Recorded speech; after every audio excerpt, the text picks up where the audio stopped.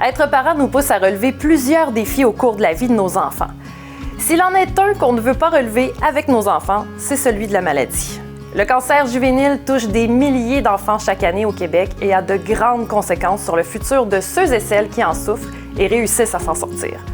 Aujourd'hui, ma jeune invitée viendra nous raconter son histoire et nous montrer qu'à force de courage, on en sort grandi. Bienvenue à Trajectoire.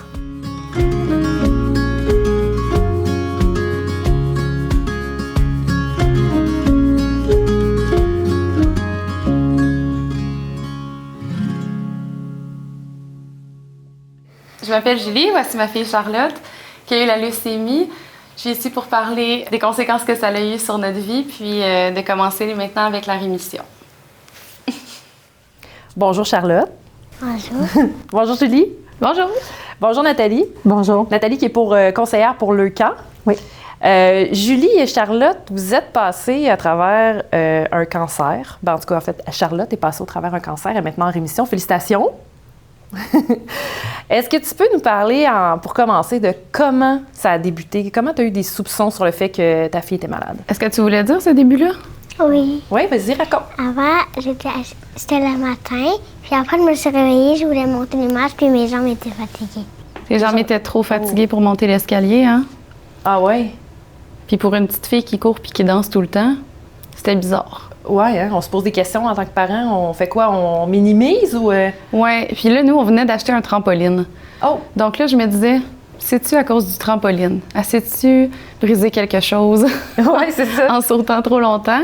Donc là, j'ai gardé à la maison cette journée-là pour l'observer. Puis là, elle a commencé à faire de la fièvre. Là, on se disait, coudonc, c'est donc bien étrange. Puis ça a passé, puis le lendemain, elle était en pleine forme. Donc là, elle a continué sa petite vie, elle est retournée à la garderie et tout. Puis une semaine pile plus tard, on se lève le matin, on va la reconduire à la garderie avec son frère. Puis là, c'est l'éducatrice qui m'appelle pour me dire, elle n'est pas comme d'habitude, elle veut pas danser, elle veut pas jouer, elle chante pas. Donc là, je suis allée la chercher tout de suite. Puis là, la même chose, dans l'après-midi, elle a commencé à faire de la fièvre. OK. Puis là, la fièvre, elle n'a pas parti. Ça a duré vraiment comme toute la nuit. Donc là, j'ai dit à mon conjoint que j'irais à l'hôpital. On est allé à l'hôpital de la Chute. Dans ses bilans sanguins, il voyait qu'elle faisait de l'anémie. OK. Puis, il ne pouvait pas vraiment m'expliquer au niveau des jambes. Donc là, il nous a envoyés à Sainte-Justine. Il m'avait dit que c'était pour faire une échographie de ses jambes, ses hanches, tout ça. Mais je m'en doutais bien que c'était plus grave que ça. Puis là, à Sainte-Justine, on est arrivé à l'urgence. On a attendu quelques heures. Puis l'urgentologue, elle a pu nous dire que là, par rapport à ses bilans sanguins, c'était soit un gros virus ou la leucémie. Oh. Donc, ça a été assez rapide qu'on se doutait là, que c'était ça. Wow! Nathalie, c'est la nouvelle d'un diagnostic comme ça. Toi, j'imagine, dans ton métier, tu vois des familles recevoir ce diagnostic. Ça doit fesser fort. Comment vous intervenez à leur niveau? Bien, en fait, oui, c'est intense. Nous, on est appelés assez rapidement par l'équipe médicale avec le consentement de la famille là, pour faire un premier appel, puis prendre contact après ça. Partout au Québec, dans les centres pédiatriques, on se déploie, les conseillères Leucan. Donc, on prend un premier rendez-vous sur place avec les familles. OK. Par contre, dans le cas de Julie et Charlotte, ce n'était pas possible parce qu'on était en pleine pandémie. Alors, tout se faisait au téléphone ou par courriel. Donc, c'est un accueil de famille. On va rencontrer la famille, l'enfant. On a une trousse, un sac rouge marqué Leucan avec une doudou, avec des informations pour les parents, avec des chandails adaptés pour les traitements, OK. avec des jouets aussi pour les enfants. Donc, un paquet de petites choses comme ça, pour un peu comme pour envelopper, réconforter un peu la famille. Et ensuite, on continue le soutien téléphonique, en présentiel, à l'hôpital, par courriel, selon les besoins de la famille. Donc, au départ, c'est vraiment beaucoup un soutien, c'est une relation d'aide. Ouais. Et on a plein de services après ça qui se déploient pour la famille. Donc, Julie, tu avais le choix entre un diagnostic normal ou un diagnostic intense. Toi, la nouvelle, tu l'as reçue quand? Est-ce que ça a pris du temps avant que tu aies vraiment la certitude que c'était une leucémie? En fait, il était comme 23 heures environ quand on a vu l'urgentologue. Puis là, elle nous a dit qu'il fallait faire une ponction de moelle osseuse pour confirmer le diagnostic. Puis ça, c'était le lendemain autour de 14 h. OK. Donc là, on devait attendre toute la nuit le matin. Finalement, c'était à 14 h la ponction. Mais on a vu l'oncologue, l'hémato-oncologue, plus tôt parce qu'il disait que vraiment, juste dans ses bilans sanguins, il pouvait trouver des cellules de cancer. Donc, on a eu un peu la confirmation avant ce qu'on attendait comme confirmation officielle déjà. OK. Puis, nous, on se disait, coudonc, on a donc bien passé à côté. Comment ça qu'on n'a pas vu ça? Mais la leucémie lymphoblastique aiguë de type B, c'est le diagnostic qu'on a reçu pour Charlotte. C'est très rapide, les symptômes, dans le fond. Donc là, nous, on se demandait est-ce qu'au mois de janvier, elle était correcte? Parce qu'elle avait comme une grosse réaction allergique un peu bizarre. On se disait, est-ce que c'est ça? Mais là, les médecins nous ont dit non, c'est sûr que c'est vraiment très, très récent. OK, fait que c'était plus récent que ça. Oui, puis ça nous a comme apaisés parce que là, on se disait, voyons, ça fait combien de temps qu'elle se sent pas bien puis qu'on a manqué le bateau, là, tu sais. Oui, c'est ça. Et Charlotte, est-ce que tu as des souvenirs de cette période-là, toi? Non. Tu te souviens-tu quand tu es rentrée à l'hôpital? Tu étais petite, t'avais quel âge? Je pense que j'avais 5 ans. T'avais 4 ans. T'avais 4 ans, ouais, c'est petit. T'étais toute petite, là.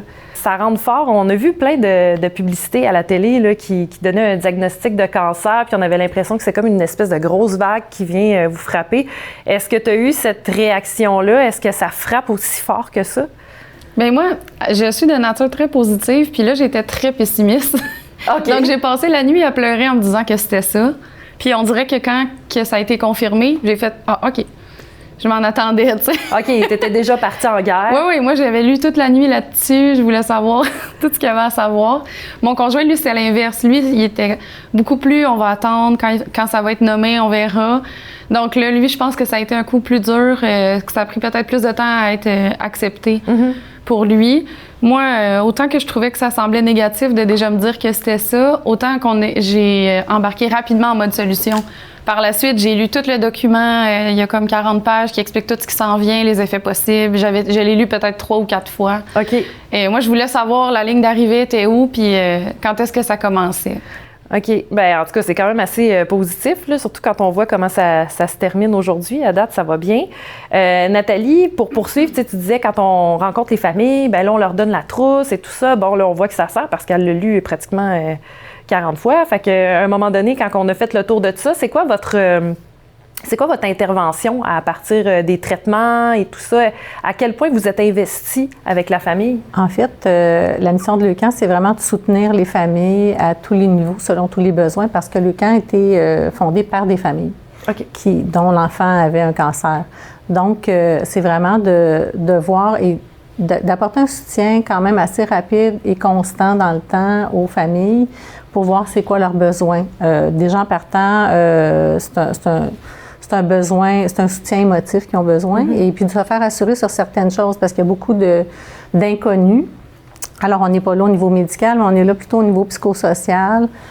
Évidemment, le cancer fait qu'un des parents, très souvent, va arrêter de travailler ou les 2 parents, une réorganisation familiale, perte de revenus. Alors, Leucan, déjà en partant, a une bourse d'accueil, ensuite bourse de soutien selon la durée des traitements. On a toutes sortes de fonds d'aide financière. Donc, on aide beaucoup au niveau financier parce que c'est vraiment de grosses pertes. On entend souvent les parents, bien, la première chose, c'est la santé de mon enfant, puis ensuite, c'est les finances parce que, veux pas, les factures continuent de rentrer. Alors, on est là beaucoup pour soutenir à ce niveau-là, mais aussi pour quand même essayer que la famille ait une certaine normalité, c'est-à-dire qu'on a des activités familiales où est-ce qu'on regroupe soit par région, donc de Laurentides-la-Naudière ou du Grand Montréal ou provincial, des activités comme un camp d'été, comme un répit familial, comme des fêtes de Noël. On a quelques fêtes par année, des journées pour les parents. Donc, on veut que les familles au complet, donc ça inclut aussi les frères et sœurs qui vivent qui vivent qui vivent aussi la maladie. La maladie en parallèle et puis qui souvent vont soit exacerber des fois des émotions ou les cacher. Alors, on est là aussi pour les aider à ce niveau-là, donc par les activités, par du soutien, des références aussi. Au niveau psychosocial. Donc vraiment, on s'entend, là, c'est comme une boîte à outils. C'est assez large. Vraiment, vraiment large. Toi, tu es entrée dans le combat comme une guerrière, évidemment.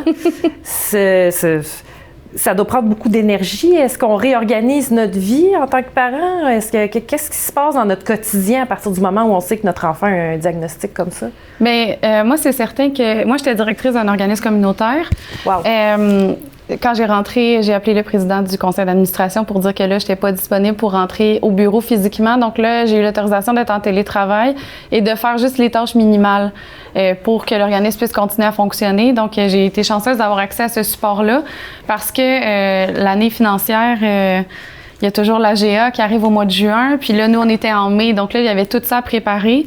Puis j'ai quand même avisé le conseil d'administration que j'allais laisser mes fonctions parce que les traitements duraient quand même 2 ans. Puis je voulais pas que l'organisme tombe non plus parce que c'est un organisme, en fait, c'est une maison des jeunes. Puis je voulais pas que les jeunes soient pénalisés. Puis j'ai travaillé, dans le fond, moi, jusqu'en juillet, jusqu'après la fin de l'année financière, quand on a bouclé l'AGA et tout. Puis ensuite, là, j'ai passé le flambeau à quelqu'un d'autre. Puis j'avais décidé après ça rester à la maison. OK. Au moins pour la durée des traitements. Puis c'est ça, j'étais travailleur autonome aussi, massothérapeute, tout ça. Donc j'avais d'autres trucs que je pouvais faire aussi là, pour quand elle allait aller mieux. Donc c'est ça qui était le moins angoissant pour nous parce qu'elle aurait pu retourner à la garderie à un moment donné pendant les traitements, mais moi, ça m'aurait créé beaucoup de stress étant donné qu'elle était immunosupprimée. Donc on a retiré aussi son frère de la garderie, puis on a vraiment gardé les enfants à la maison. Ah, c'est vrai que c'est toute une réorganisation aussi au niveau professionnel, mais au niveau personnel là, puis familial. Charlotte, est-ce que tu te souviens de cette période-là? C'est quoi la première chose que tu te souviens dans la période où tu étais malade? Il y avait la salle de jeu, puis il y avait des fois des cuisines avec la nourriture. T'as vu les Dr Clown aussi? Ça, c'était pas mal drôle. Oui, ça, c'était des personnes déguisées en clown, puis ils faisaient des blagues. Puis est-ce qu'il y a des gens Il y avait des qui personnes qui fonçaient dans le... Ah ouais? Les docteurs, ils fonçaient dans le mur, puis ils faisaient semblant qu'ils se faisaient mal. Est-ce que tu te souviens ce que ça te faisait quand tu recevais tes traitements? Est-ce que ça faisait mal? Bien, ça faisait un peu tourner la tête, mais ça faisait pas mal. C'est juste ça me rendait un peu étourdie, c'est tout. OK. Puis est-ce que tu as perdu tes cheveux? Oui, tous mes cheveux. Ah oui, tu as perdu tous tes cheveux. Puis maintenant, regarde comment ils sont longs. Ça fait 3 ans maintenant qu'elle est en rémission. Donc, bravo, ma grande. Ça te prend beaucoup de courage quand même pour faire ça. J'arrête pas d'avoir des personnes qui disent que je suis une combatteuse. Ah oui? T'es une combatteuse, comme ta mère. Ça fait 1 an que tu es en rémission, officiellement. Nathalie, j'imagine que la rémission, c'est un mot qui est flou. Évidemment que vous devez en parler avec les familles, parce que ça ne veut pas dire que c'est guéri à 100%, ça peut revenir. Comment on gère ça? Il y a toujours des risques de récidive. C'est pourquoi les familles sont suivies là, à Sainte-Justine pendant assez longtemps. Fréquemment, au début, c'est au mois, aux 3 mois, aux 6 mois, donc tout dépendant là, de la situation. Fait que donc, on est là quand même. Nous, quand le traitement se termine, on s'en va pas. On reste auprès de la famille, on continue de faire des suivis un petit peu plus espacés parce que on leur souhaite un retour à la normale et puis des fois, il y en a qui veulent comme plus trop nous entendre ou nous voir. Puis c'est bien correct, mais en même temps, c'est parfois là quand le traitement vient de se terminer, que l'enfant est en rémission. Ou est-ce que là, toute la famille peut plus en profiter, l'enfant aussi, des activités qui demandent peut-être des fois un petit peu plus d'énergie, des choses comme ça. Fait qu'on continue d'être là parce que souvent, durant tous les traitements, les parents ou la personne souvent qui va prendre la charge de tout ce qui se passe au niveau des rendez-vous, au niveau des suivis médicaux, des hospitalisations et tout ça. Donc, il y a souvent une des 2 personnes dans le couple ou qui va prendre tout ça en charge. Et quand les traitements de l'enfant se terminent, c'est là où l'un des parents ou les 2 parents vont subir émotionnellement tout ce qui s'est passé, parce qu'ils étaient en mode, justement, en mode action, en mode solution. Et quelques mois après, on se dit, ben écoutons, j'entends souvent des témoignages de parents qui me disent, je pensais que c'était fini, que c'était derrière moi. Et souvent, les proches disent, ben là, c'est terminé, va de l'avant, oublie ça, c'est correct. Mais ils ont intégré tellement de choses que ça prend du temps. Puis c'est difficile de juste se dire que c'est terminé, de ne pas avoir un peu d'anxiété à l'idée que ça pourrait revenir. Donc, on continue d'être là, puis on va accompagner les parents, on va faire des références, on va faire de l'aide au niveau psychosocial, parce que c'est beaucoup ce que j'entends, moi, à la fin des traitements, quelques mois après, des fois 1 an après.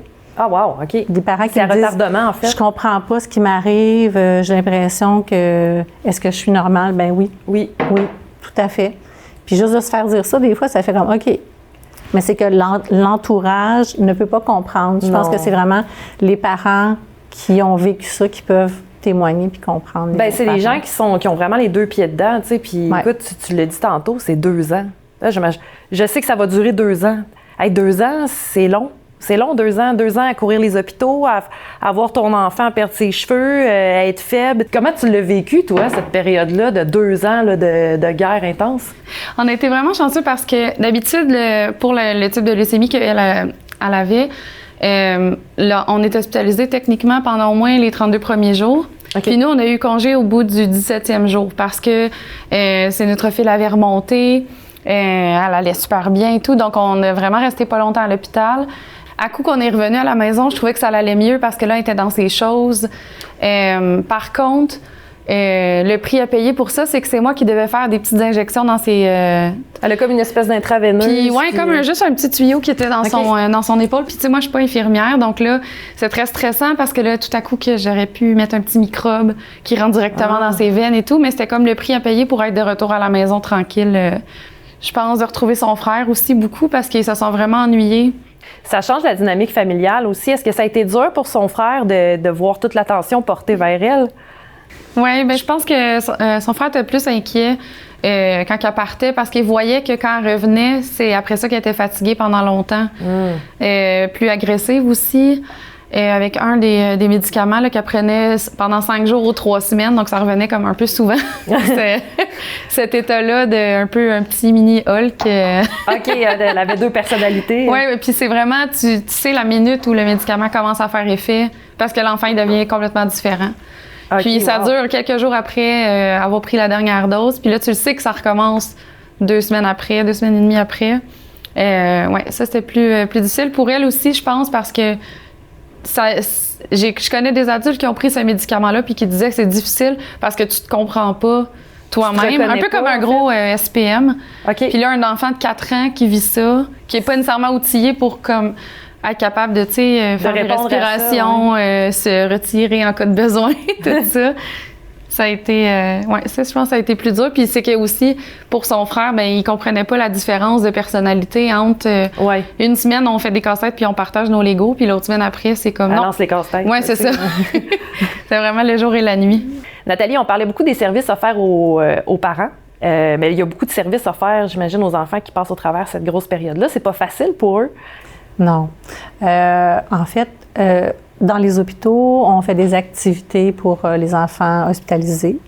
On en fait aussi dans les salles de jeu, en fait, parce qu'on a des salles de jeu dans les centres hospitaliers avec des éducatrices qui font toujours l'accueil, en fait, pour les enfants. Parce que souvent, moi, ce que j'entends, les très jeunes enfants, comme Charlotte, quand elle était petite, même plus jeune, s'en vont pas à l'hôpital, ils s'en vont à la salle de jeu. Ils s'en vont à la salle de jeu de Lucan ou de l'hôpital avec les éducatrices et vont jouer, vont faire des choses comme ça, des bricolages, des petites choses comme ça. Ils ont aussi un service, ils ont aussi droit à un service de massothérapie à l'hôpital.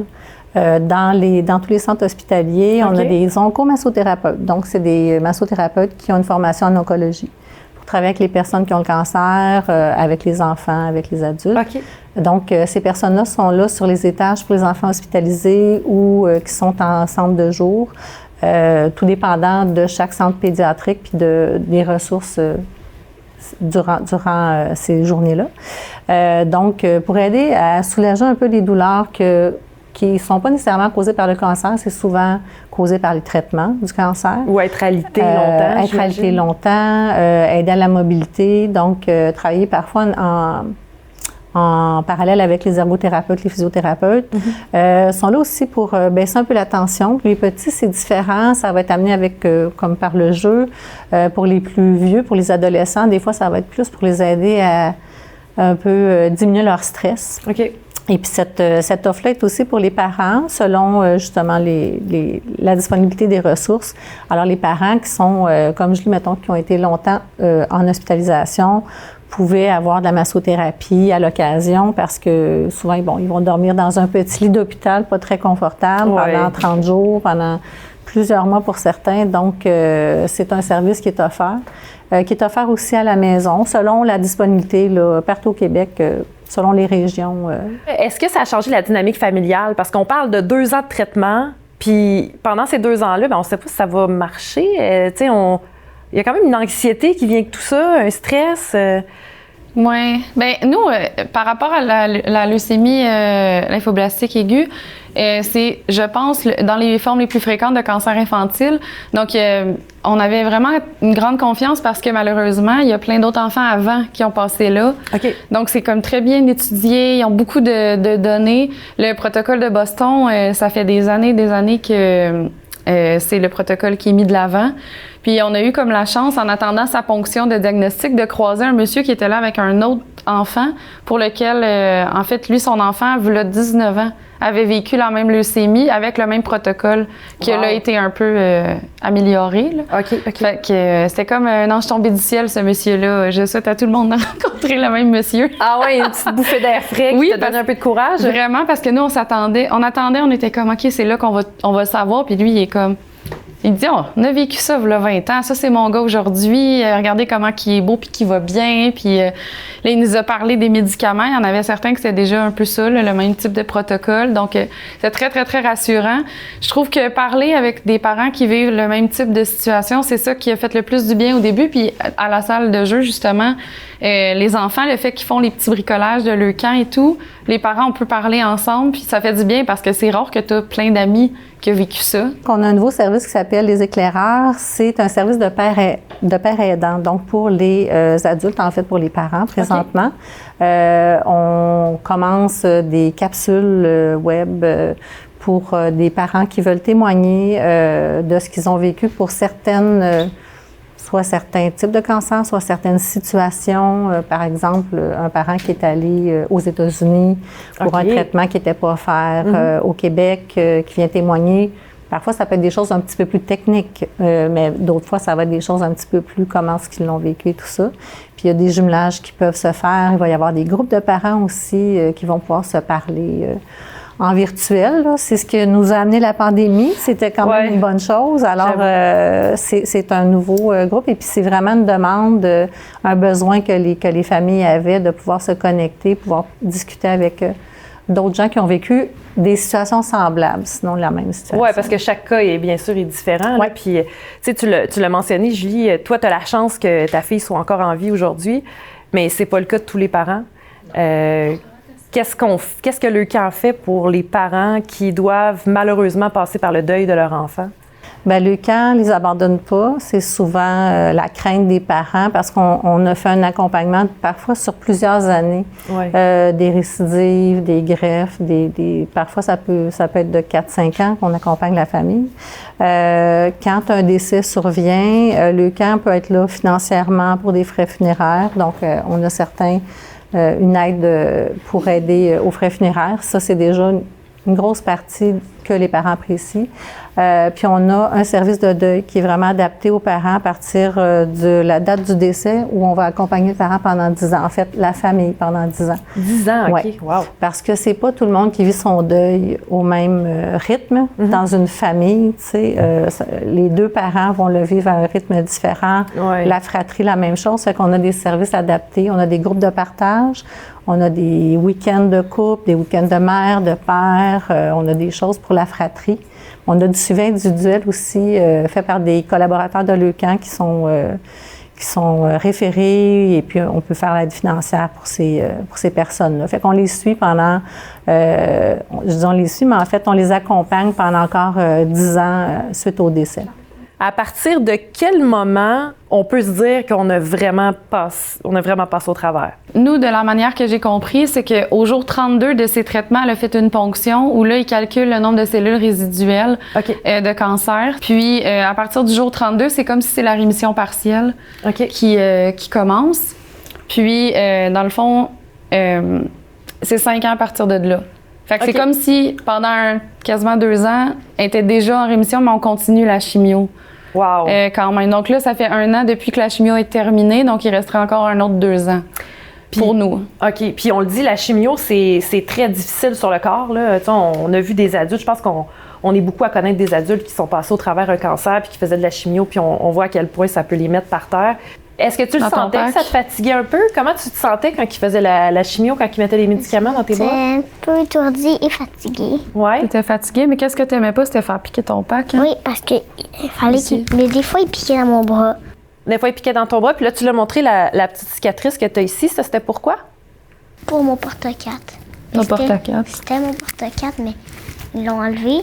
Puis c'était pour mettre ma chimio dedans. D'après ce que je peux voir, la petite a vraiment repris toute son énergie. Oui. Fait que j'imagine que est-ce qu'on met ça derrière soi ou est-ce qu'on reste hyper vigilant? Est-ce qu'on reste dans une espèce de climat d'hypervigilance quand notre enfant était malade comme ça? C'est, je dirais au niveau de, mettons là maintenant qu'elle a plus son porte-à-4, c'est, on a pu relâcher un petit peu parce que tant qu'elle l'avait, à chaque fois qu'elle faisait de la fièvre, il fallait aller à l'hôpital pour être sûr qu'il n'y a pas une infection au niveau du porte-à-4, voir si elle a besoin des antibiotiques spécifiquement pour ça. Puis là, avec les dernières années, les enfants, ils font de la fièvre comme tout le temps, ou tu sais, il y a plein de virus qui circulent, des choses comme ça. Donc ça, c'était vraiment très stressant. Surtout qu'on habite quand même loin de l'hôpital, puis qu'à l'hôpital près de chez nous, ils sont pas très à l'aise pour s'occuper des enfants au niveau du porte-à-4. Donc on se ramassait souvent à devoir retourner à Sainte-Justine, qui est comme à peu près 1h30 de route de chez nous. OK, c'est très loin. Puis je voudrais rajouter peut-être aussi... Charlotte va bien, est en santé, ça va bien. Il y a parfois des séquelles qui arrivent pour certains types de cancers, certains traitements, des chirurgies, de la radiothérapie qui vont laisser des séquelles. On parle de séquelles physiques, mais les enfants, peut-être en très jeune âge, c'est moins fréquent, mais un peu plus vieux, adolescents, vont avoir plus de séquelles psychologiques. Parfois vont avoir des difficultés d'adaptation scolaire par la suite, parce qu'il y a certaines séquelles qui sont laissées, qui font qu'il y a moins de facilité à l'école. Et de toutes sortes, donc professionnels aussi. Puis le camp est aussi là pendant 20 ans après la fin des traitements pour aider financièrement avec les séquelles possibles. Donc Charlotte, à l'âge qu'elle a là, si dans 5-10 ans, elle a des séquelles qui apparaissent qui sont dues au cancer ou à son traitement, selon, tu sais, bon, ce que la RAMQ aide ou des assurances ou autres, bien, le camp est là aussi pour compléter ou pour aider. Bien, ça, c'est super important de le savoir parce que c'est pas juste dans l'instant présent où le camp est présent, c'est vraiment à toutes les étapes, dont le après. Puis c'est vrai parce que les cancers juvéniles, infantiles, pédiatriques, en tout cas, il y a comme toutes sortes de façons de les nommer. Ça arrive pendant une période où ils sont en croissance. C'est ça. Donc, évidemment que ça peut avoir des conséquences assez graves sur leur futur. Donc, c'est le fait que vous soyez encore là les années d'après. Mais moi, je suis contente parce que ça finit quand même sur une bonne note. On le sait qu'on a des services incroyables avec le camp, que si on en a besoin, vous êtes là autant pour les familles que pour les enfants qui sont malades. Merci beaucoup, mesdames. Merci.